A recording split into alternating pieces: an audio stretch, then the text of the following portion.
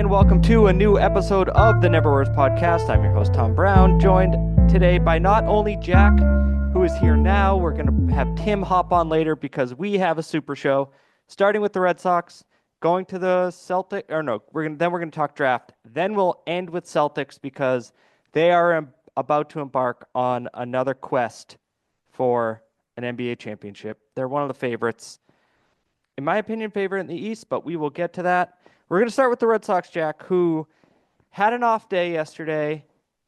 20 games in, they're 10-10, which is crazy because it's felt worse. Yeah, they've played some very sloppy baseball. And the bummer is we kind of all came into this season thinking at the very least they will be way better on defense. Mhm. And they are not. Yeah, they lead the league in errors, which is kind of been a sticking point with you for a couple years now, and it's a good Yep. point. You have this manager who is a good defender, and he always preaches we need better defense, and they haven't had it. No.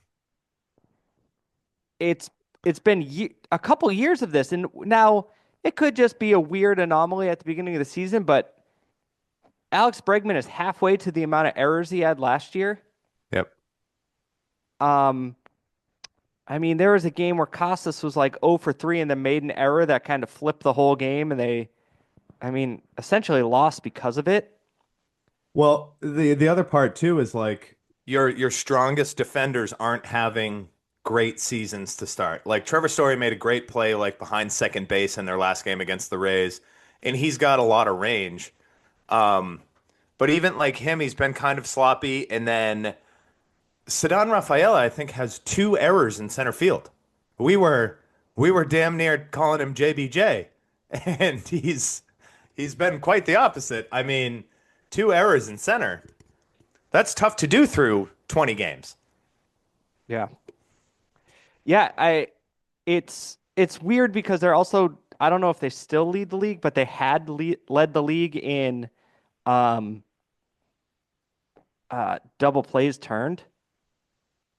Oh, I think So that might still be the case too. So, I mean, that could just be I think that's more pitching than well, I guess not. But I mean, listen, I like the combination of Story and Campbell. Like, I think that's a good defensive combination. However, it just doesn't seem like it's been there. And I understand that this is how he manages, but some of the platoons that Alex Cora comes up with to put these guys in defensive positions are not helping the team. Like, I just don't get when some of these subs he makes, like Casas, we're going to talk about in a second, he's not really going well at the plate. Having Romy Gonzalez step in and play first is not an upgrade defensively like they think. yeah, they've focused in the past couple years on not like having a backup first baseman or a backup middle infielder. They have a super sub that can play first, third, second if they need to, maybe in the outfield, and that's what they have with Romy Gonzalez. David Hamilton can play multiple infield positions, but I don't know. Sometimes it's nice to be like, uh, you know, Kevin Millar's not playing today. If you're getting Doug Minkiewicz, second half of 2004. Yeah. Um, It's the defense is seriously a problem. It's a real bummer to watch because you're like the pitching. There's been pitchers who have been getting hit hard, starters more than relievers, but they're getting hit hard. But then there are balls hit and play, and like you said, the Eric Casas made that turn the game, and there have been other ones that are just like that first game at the Rays when they let up all those runs and had like five errors. That was that was tough baseball to watch. They had a similar game in Chicago where they were throwing the ball all around the field. Like, I don't know. I think there has to be something done, whether it's a call up or a send down or a benching of some kind that does something to wake this team up. Now, it is April 17th, April 18th. It's not time to panic yet, especially with Casas, who we're going to get into in a second. But my goodness, something has to change. Or if they keep this up, Alex Cora will not be the manager at the end of the season. So There's that no way it's that can happen. If this keeps up with the lineup changing every day, with people playing new positions every day, and the defense being this bad, something big has to change. yeah, I mean, they're so obsessed with him. He got the extension last year, and After there's 2 years of 500 ball. there's so many rumors of him becoming a GM in the future, which must be great for Craig Breslow. Um, it's so strange because in his second stint, when you don't have Mookie Betts, Jackie Bradley Jr., and Xander Bogaerts on the team any longer, the highest the defense has rated is 17th. It's been 28th, 27th, 29th in the other years. Yeah, I mean, it's a hard thing to do to ship off a 9-time Gold Glove winner. I mean, they essentially. I know Verdugo finished second in Gold Glove, and Willier won the Gold Glove last year. But the outfield of Duran, Rafaela, and Abreu, we thought like, oh, you're not going to get a lot of fly balls hitting the dirt, and maybe it's just because they're early and they're warming up. However, I mean, Benintendi, Bradley, and Betts were truly the best defensive outfield you and I will probably ever see. Yeah. I mean, I'm still not sleeping on this outfield defensively because I don't want to um, panic like like it sounds like I'm panicking because it's April 20th or April 18th and we're only 20 games into the season. But geez Louise, they are a May to July to August team anyways, but this is hard to stomach. And you're playing teams you should throttle. right. So it was really tough to see them lose the series to the White Sox. They That is, doubled the White Sox win total in that weekend. They came in and doubled yep. up the White Sox. And the Rays, who knows about them? It makes sense. Like they want to, it's so classic because it happened to the Red Sox. It happens to every team. I wish I had the time and effort to go through when a team scores over 15 runs, what their next two games look like. Because the Mm, Red Sox slumped, then the Rays did. The Rays, I mean, they beat the Red Sox 1-0 after the Rays scored what, 16? yep. So it's it's just things are going to even out as the season goes on, but what you have to worry about, and you alluded to it, is the pitching staff getting hit hard other than Garrett Crochet. Yep. Walker Bueller's had two back-to-back decent starts, good starts. I am terrified. My biggest fear with this team right now is that the 2024 seasons, mainly of Tanner Houck, but also there is a sliver, there's something crawling into my brain right now about Jaron Duran, that those two seasons were kind of sell high seasons. Mhm. If you have a crowded outfield, especially with lefty bats, Jaron Duran had a great season, but he's also what, 28 now? He would get you And your biggest return by far. right. But regardless of Duran right now, Tanner Houck since the All-Star break, it's scary to look at the stats. It's not good. I've joked on this program before that Shohei Ohtani broke him. Um, Shohei Ohtani, I don't think it was Shohei's homer in the All-Star game, but what your biggest fear, what you just kind of said about uh, Jaron Duran, which, we can talk about how he is just Nomar hacking at the first pitch with very little success. He does not work in that bat like he did last year. He tries to get on base quickly. And I mean, when he does put the ball in play, he's standing on second base. But with Tanner Houck, especially last summer, as he got into the most innings he threw, that was the story. Like his arm's tired. This is the most innings he's ever threw. Um, you noticed him getting hit harder and harder, letting up more guys, walking guys, which he didn't do at all in the first half of last year. And it really makes me think like he is before the season, you were like, all right, Crochet's one, Hauk two. If you get Bueller at three and Bayo as your fourth or fifth guy, you're looking good. Um, Now I can't wait for Bayo to come back because he may be their second best starter. Because I think Hauk's success last year, much like Cutter Crawford's, was kind of a mirage that Andrew Bailey had him trying something different. He was fooling people. They caught up to him, and he has not been able to adjust since they've caught up to him. So I I'm getting a little in this. I mean, I don't want to sound like a typical Red Sox fan here, but the guy that's dominating and has let up one run in his last two starts, Garrett Crochet, throws the hell out of a four-seam fastball. Last year, Brian Bayo bounced back in the second half because he started mixing in a four-seam fastball. I understand it's not total power arms, like the Red Sox aren't full of them, but you look around the league, one team seems to really be going away from four-seam fastballs all the time. And Tanner Houck, if you look at his StatCast on Savant, he's throwing the four-seam fast. He's thrown 22 four-seam fastballs this year. The other night versus Tampa 4 nights ago, he threw one, two, three, six four-seam fastballs, sweeper, sinker, splitter. Like, So batters have adjusted.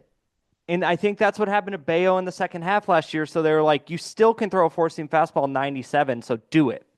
Mix it in. I don't know if this don't and look at Crochet. He allowed 4 runs opening day, and his main pitch that game was a cutter.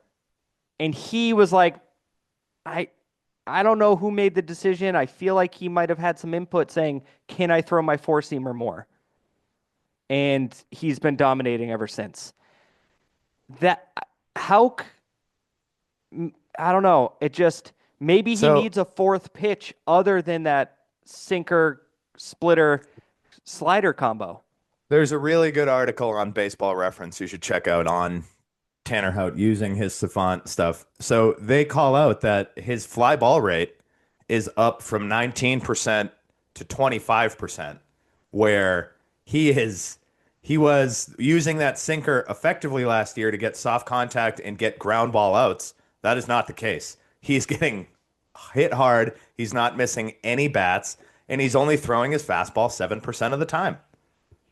Like, if you were at Worcester State back in the day, okay, and you had 96, you had 96 to dial up.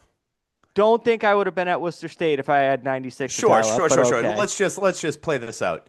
You're at You're sitting at 96, and the coach says, "Hey Tom, Dirk Baker, we know you can gas him up. Very happy. We know you can gas him up. Yeah. So, I'm gonna need you to just table that. Some kid hit a line drive over the shortstop head. We're gonna need you to take down that fastball. You would be thinking, well, I could just run it by him because all 6 of the fastballs Tanner Houck threw were all in the zone for strikes and was no contact. So again, that advanced scouting, if he starts throwing it 10 to 15%, that might help him out. Yeah. I'm in that fake scenario. I'm gonna have a quick chat with. It was freshman year. It was Mike Marhar was the pitching coach, and then junior year was Coach Smith. Oh, that's what you can't. It's like Caleb Williams. You can't have multiple pitching coaches. How are you going to do that? How are you going to? That's not on you.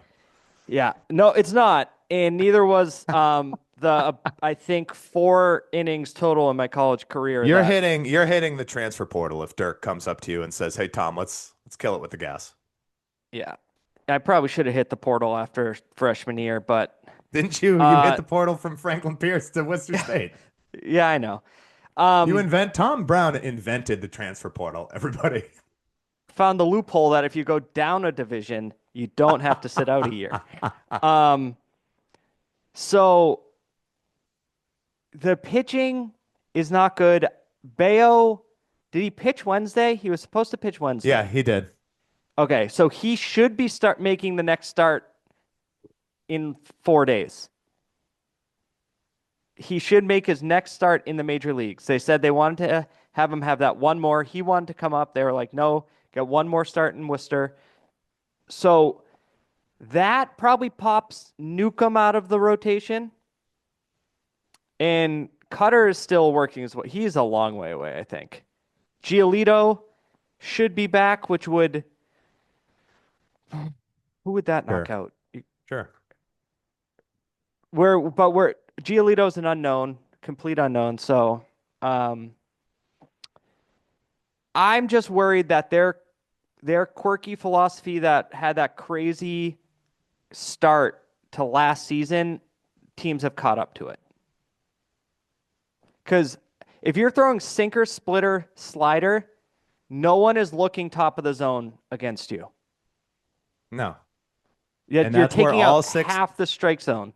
All 6 pitches, all 6 fastballs that he threw were at the top of the zone. This was a thing with Bayo in 23 when he threw his four-seamer below the belt, it got hammered. When he elevated it, it was really good. And that's why they started to oddly they were like, yeah, get rid of it. And then they brought it back. I believe in the four-seam fastball, as does Garrett Crochet, Tarek Skubal, Paul Skeens, the guys that win the Cy Young Awards. Roger Clemens, Nolan Ryan. It's historically they made a documentary called Fastball because it's the hardest pitch in baseball to hit. I think it's hilarious that advanced metrics, which the Red Sox front office is absolutely insane for, advanced metrics will tell you, oh, that gets hit hard, so let's not use it, when every pitching coach that I've ever encountered has said change the eye level and change speed. Like, that's the most effective part of pitching. Pedro Martinez could throw 99 and then had an 80-mile-an-hour changeup. Yeah, Pedro, I heard someone talking. They were like, usually you deal with a good pitcher has 1+ pitch or plus pitch. A great pitcher has 2. And then someone was like, Pedro had 3. And that's why he was the best. And we shoehorned Pedro in there. Great. So next up, Jack, our guy, our beautiful, meaty first baseman we love so much, is having the strangest. It's so strange what's happening. For him, it's like, especially for him, I know we're just starting about it, but especially for him, what's happening this season is completely different than the last 2 seasons of Tristan Casas. Well, he's a slow starter. He's a slow starter. And what I am trying to figure out, like, I went and I was like, I think I have this theory. Let me look it up. And my theory wasn't even right. I was thinking he had a bunch of balls with high expected batting average. And I was kind of going through games and I'm like, holy shit, no, he doesn't. He strikes out. He's been striking out a lot. But against the Rays, I looked into this. 1, 2, 3, 4. In that series alone, that 3-game series alone, 5 hard hit balls, 95-mile-an-hour plus exit velocity as outs. Yep. But I was like, okay, so his expected batting average, this must just be such an anomaly. His expected batting average is only 231. So he's rocketing balls at people sometimes, or he's striking out and getting really weak contact. Yeah. So I had a similar theory. I thought 2 things. One, I thought what is definitely happening is his eye is either different or he's trying to be super aggressive because he has 4 walks. Like, he went damn near a full calendar week without a walk, which is insanity for Tristan Casas. Or I think he's got 5 walks on the year compared to 18 strikeouts, which is tough. And then I thought, like, well, at least he's just missing the barrel. And then he's in the 66th percentile in barrel percentage. Hard hit percentage, he's in 39th percentage. And then average exit velocity, which I thought was going to be higher is only at 88.9, which speaks to the soft contact you were talking about. But the chase percentage, which is not good at all, he's in the 55th percentile on chase percentage and just striking out way more than he has. And I used to say you can't give up on him because consistently through his first 2 years, especially that rookie year when he was awful in the first half of the year, um, you noticed that his on base percentage was 100 points higher than his batting average, which means he has a very good um, knowledge of the strike zone. He doesn't chase a lot, but this year, I don't know if he's pressing. I don't know if it's a thing where he needs it to be warmer because he's a Florida kid. Whatever it might be, he is out of the gates as slow can be this year. And I'm not going to tell you they need to sit him down because I do think those 5 balls that he hit for outs are an indication that he's starting to turn the corner. And all I said is I want 600 bats. Win, lose, or draw, 600 at bats. I mean, Cora has already moved him down in the lineup. There's stuff that he's trying to do to get Casas going. But, I mean, I don't know. I think the best thing to do is leave him alone. But if you get through May and we're still sitting at, 172 and a 243 on base percentage, we're going to have a larger conversation here. Only problem is they have absolutely no organizational depth at first base. Yeah. And it just, it's what makes it strange. His bat speed is still in the 88th percentile. Yeah, that was so sorry to cut you off, but that was affecting the Red Sox as a whole. And Red Sox stats on Blue Sky, a great follow. He had pointed that out that they're swinging hard, they're just missing balls, and that was really apparent for the first 3 weeks of the season for Rafael Devers. But now that's kind of turned around. But again, they're swinging hard. They're swinging at pitches in the zone. Casas is just not barreling him. And when he does, he's hitting them directly at a fielder. Yeah, and Merloni has kind of gotten onto this. He's like, at the last 2 Rays games, he was like, the results aren't there, but this is looking better. Yeah, because he said that for pretty much every hitter. But the striking thing right now, you alluded to with Casas, is he was not in 2023. He was 93rd percentile in walk rate, and right now he's 36th. His squared up percentage is actually it wasn't that good in 23, but chase percentage, you alluded to all this. It has dropped from 86 in 23 to 55 so far. So these things, I don't know if, like you said, it's going to warm up. He'll be all right, because I'm watching it, and sometimes he's been burned because he has such a good eye. I actually think he struggles with the fact that maybe I should try and foul off this borderline pitch, and he lets it go by, and he struck out on tons of pitches that if they had the challenge system like they had in spring training, it would be like, it is a strike by 0.1.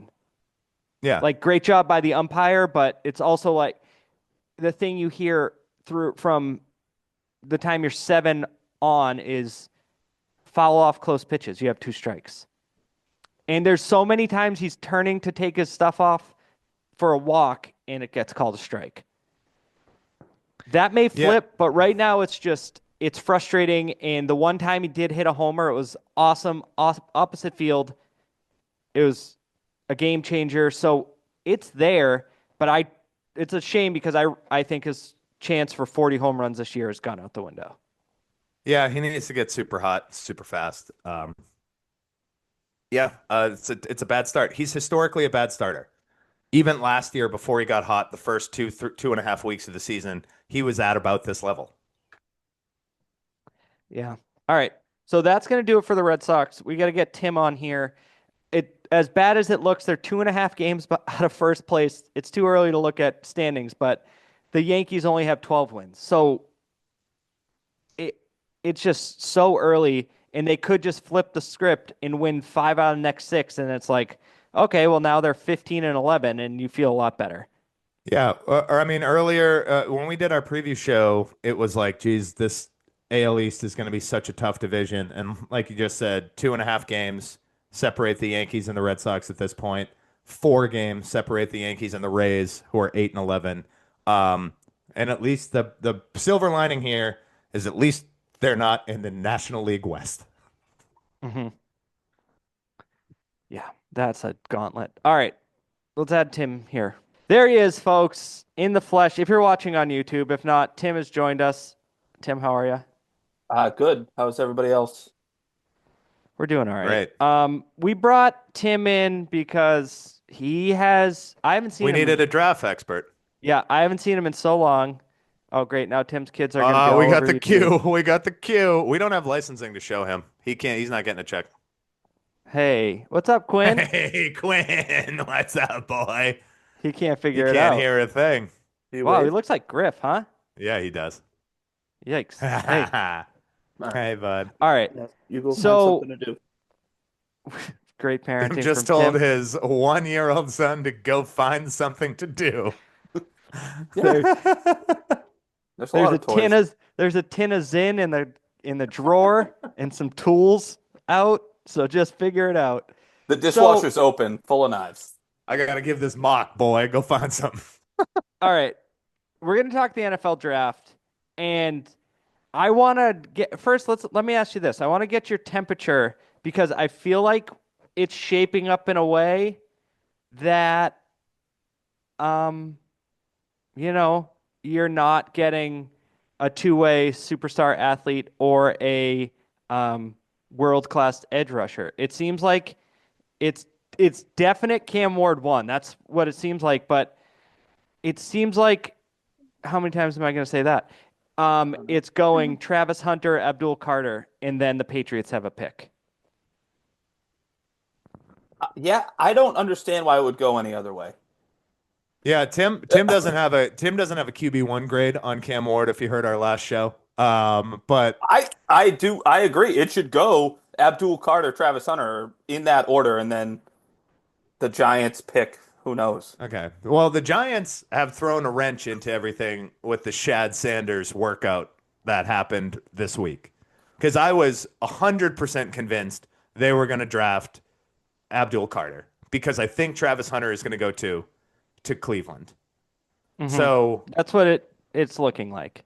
So here's the deal. Let's say the Giants try to save Dayball and Joe Shine try to save their ass because Mara has said, you guys need to turn it around. You don't have any time left. You basically have 1 year to get us back to a team that people don't shit on. So with that and the workout, they may be thinking Shador Sanders.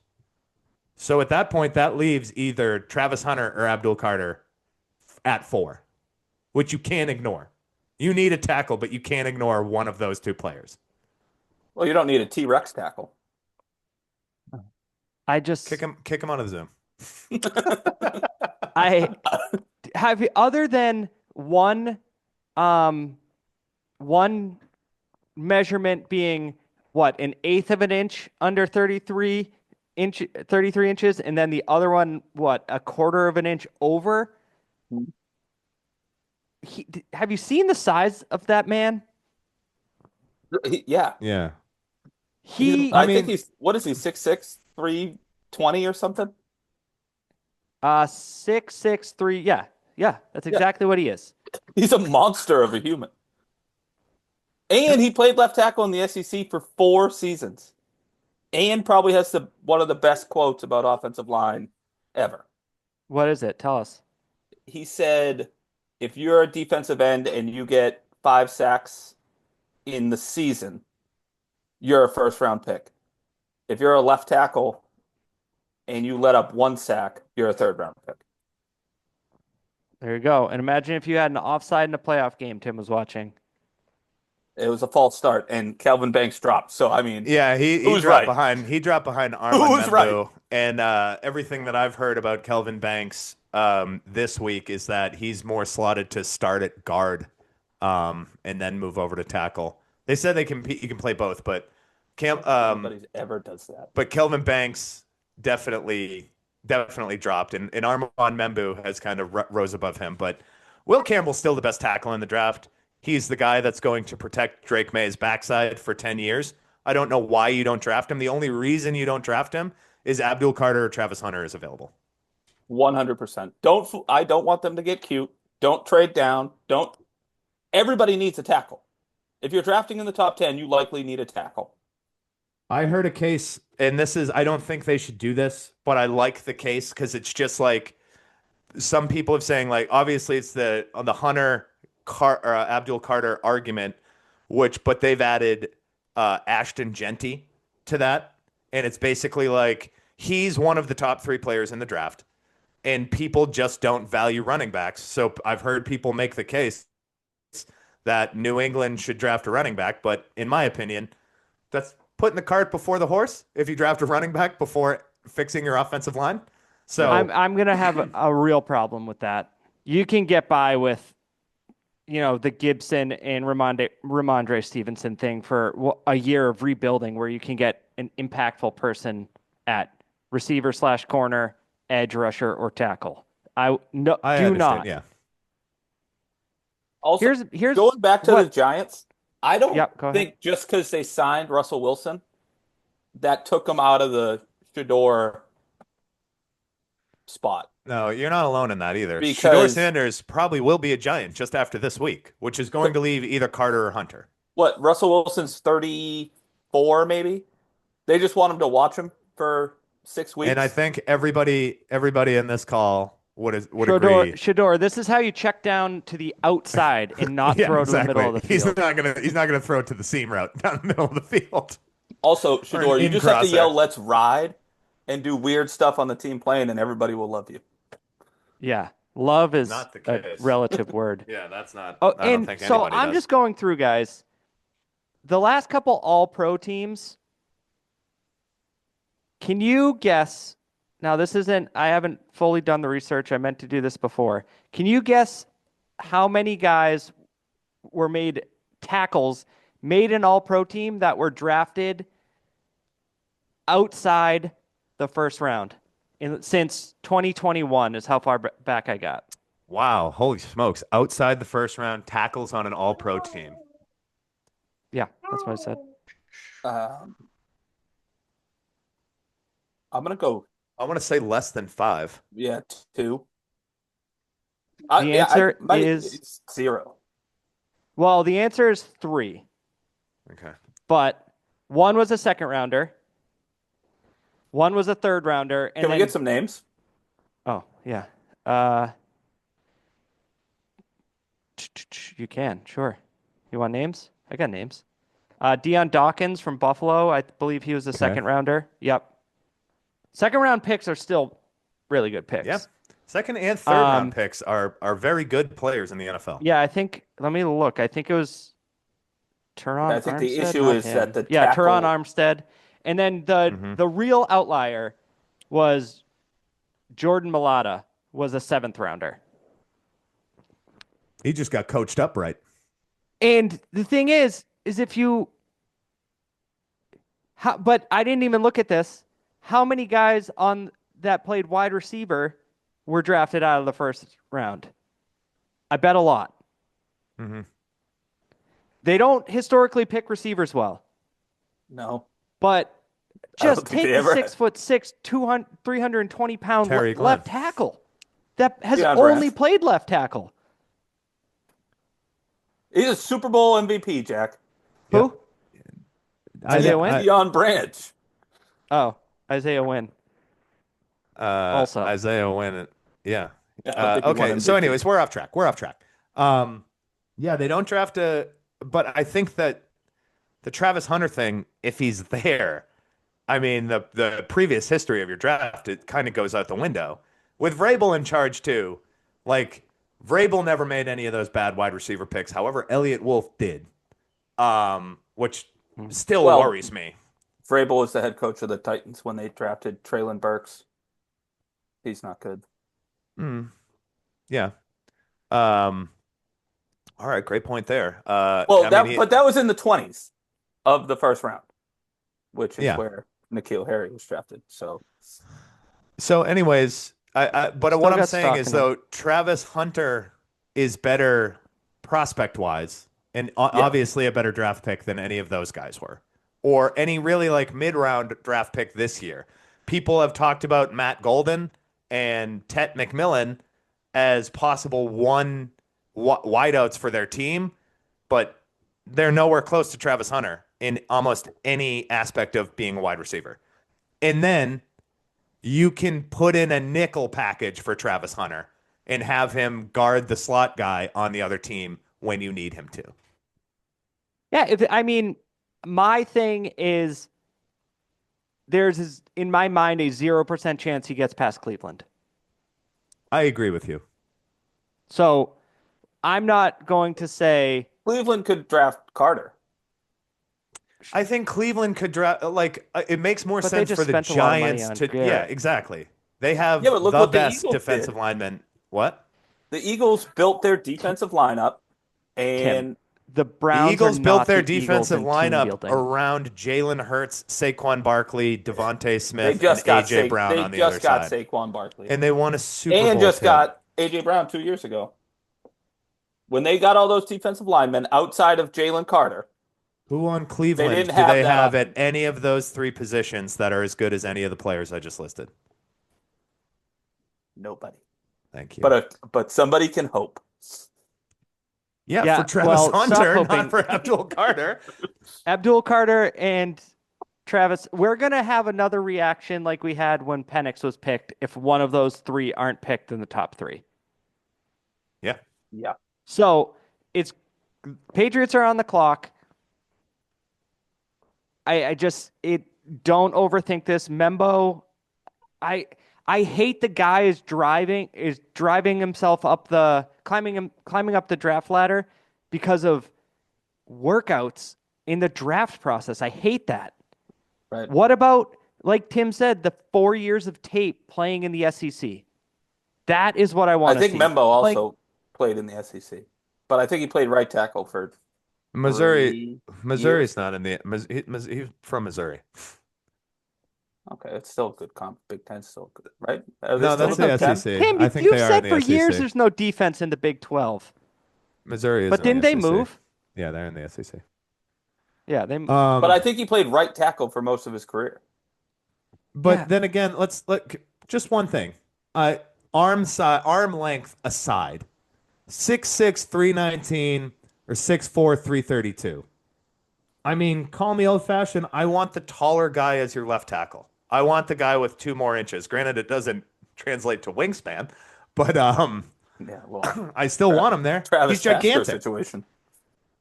Shout out to Trev. You don't have to degrade Travis. Yeah, That was just denigrate. rude. Denigrate. Thanks, Jack. All right. That I don't know what else there is on the draft because